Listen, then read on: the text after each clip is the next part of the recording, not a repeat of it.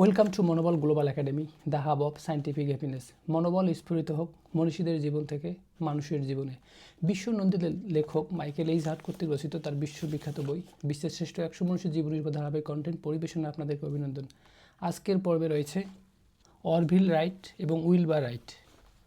Orville Wright 1871 সালে এবং Wilbur right 1867 সালে আমেরিকায় জন্মগ্রহণ করেন।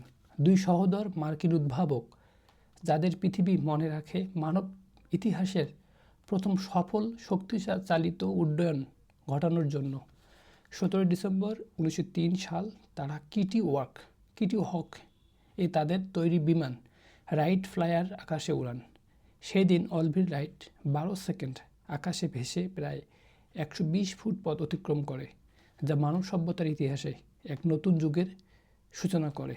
তাদের অবদান: আধুনিক বিমান চলাচলের ভিত্তি স্থাপন, বিমান নিয়ন্ত্রণ ব্যবস্থার উদ্ভাবন, বায়ু গতিবিদ্যার গবেষণার নতুন দিগন্ত উন্মোচন। তাদের আগে থেকেই বিমান ওড়ার চেষ্টা করেছিলেন, কিন্তু কেউ সফল হননি। রাইট ভ্রাতৃদ্বয় ধৈর্য, বৈজ্ঞানিক বিশ্লেষণ এবং নিরলস পরিশ্রমের মাধ্যমে অসম্ভবকে সম্ভব করেন। তাদের জীবন থেকে আমরা এই শিক্ষা নিতে পারি যে স্বপ্ন যখন অধ্যবসায়ের সাথে যুক্ত হয় তখন আকাশেরও কোনো সীমা থাকে না। সবাইকে অনেক ধন্যবাদ।